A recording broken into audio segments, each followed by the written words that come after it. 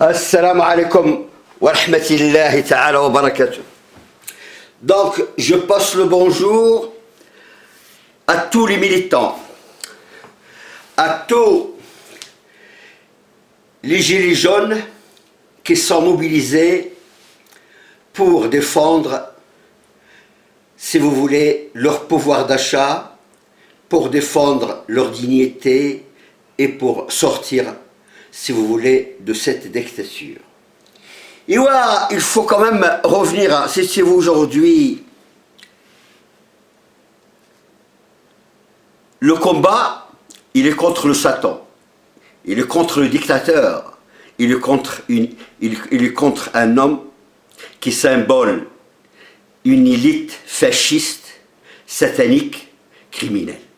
Et voilà, nous, depuis maintenant plus de 50 ans qu'on est en France, nos enfants, ils sont nés en France, nos petits-enfants, ils sont nés en France, nos parents, ils ont fait la Deuxième Guerre mondiale, ils étaient en France, donc 4 générations. Et on se trouve aujourd'hui face à des colonialistes, face à des racistes, face, si vous voulez, à une élite criminelle.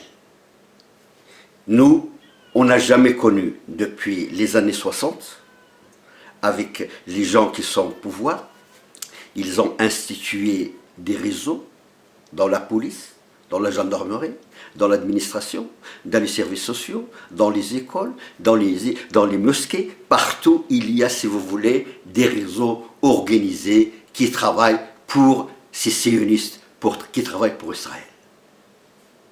Et on n'en peut plus, on n'en peut plus. L'État dans l'État. La justice n'est plus la justice. La police ont perdu, si vous voulez, lorsque aujourd'hui les enfants, nos enfants, on leur dit mais pourquoi vous ne respectez pas la police? Il dit, ils ne vous ont pas respecté, ils ne respectent pas l'être humain, nous aussi on ne va pas les respecter. Donc le respect est mutuel.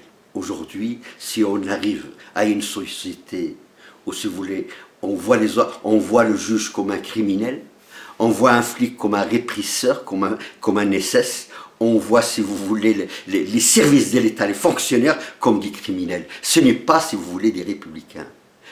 Si vous voulez, et ça, je peux être témoin, dans les années 83, après que la gauche a pris vraiment le pouvoir, j'étais dans des groupes de travail au ministère des Affaires sociales et à la CRIPI, le Fonds d'action sociale, à la préfecture de région. Et on a travaillé sur des dossiers à l'époque. Est-ce que la politique d'immigration sera comme la politique canadienne, ou la politique américaine, ou la politique israélienne? Monsieur Eyal, qui était le directeur du Fonds d'action sociale, a imposé une politique à l'israélienne. Ça veut dire mettre ces gens dans les ghettos, mettre ces gens isolés de la population, c'est-à-dire isoler les deux populations, et, si vous voulez, faire de ces ghettos un ensemble pour faire des enfants, et pour, si vous voulez, les mettre dans une moule, pour évacuer toute leur histoire et faire d'eux, si vous voulez, après, des Français.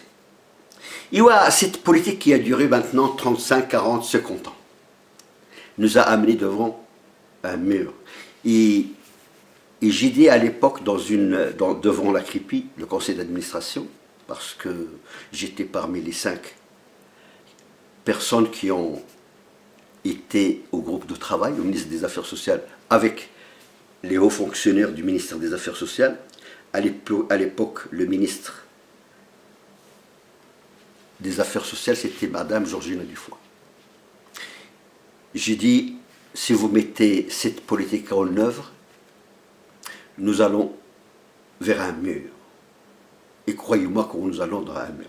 Aujourd'hui, nous sommes devant un mur. Et ce que je dis, c'est que, si vous voulez, l'État français est un État fasciste. L'État français est un État criminel.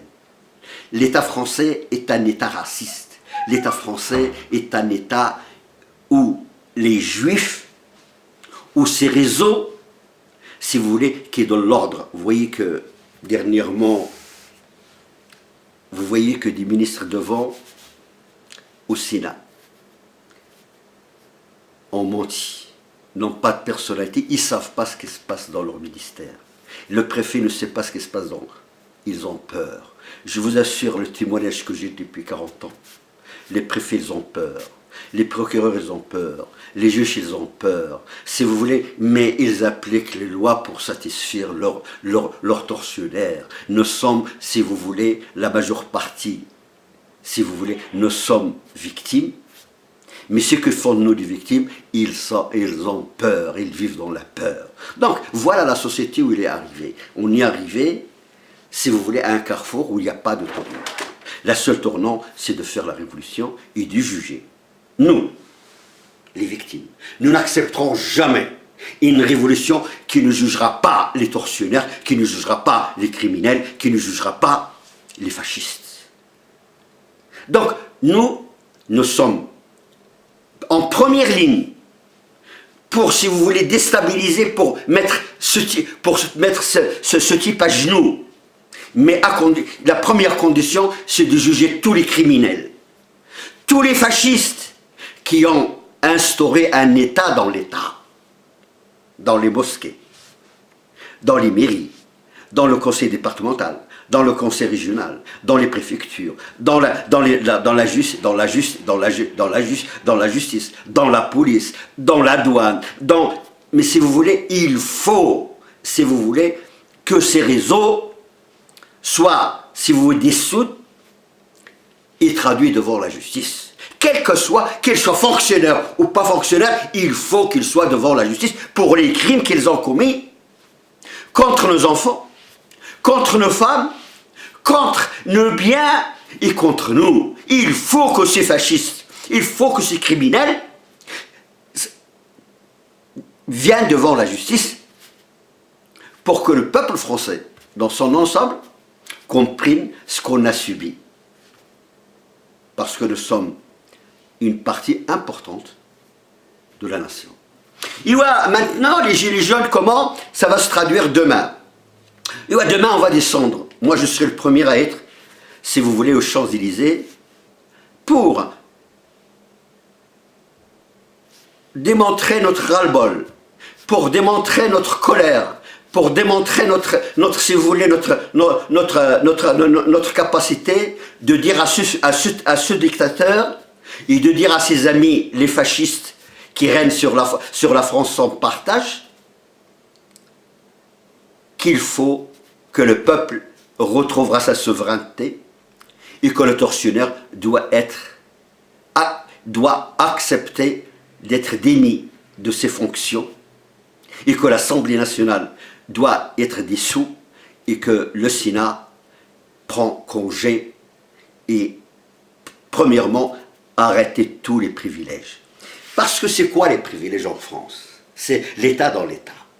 Et voilà, j'étais au Fonds d'action sociale, je sais qu'est-ce qu'on fait de l'argent public. Je sais qu'est-ce qu'on fait. Donc on récolte des centaines de milliards, impôts, TVA, tout ce qui rentre à l'État. Et on le distribue. Donc si vous voulez, on subventionne les syndicats. On subventionne les partis politiques, on subventionne, si vous voulez, des associations, on subventionne les amis, on subventionne les grandes entreprises, si vous voulez, les grandes entreprises, on subventionne, si vous voulez, tout le monde. Mais par contre, il y a une seule chose, c'est que le peuple, lui, est soumis à des impôts, il est écrasé, il ne peut pas vivre. Donc, c'est là la redistribution des richesses est inégale. On préfère les amis et, si vous voulez, et les partis politiques et les syndicats qui forment, soyons un noyau pour maintenir le système en place. Donc, nous sommes les premiers à être sacrifiés et nous sommes les premiers à être, si vous voulez, demain à Paris. Assalamu alaikum wa rahmatullahi ta'ala wa barakatuh.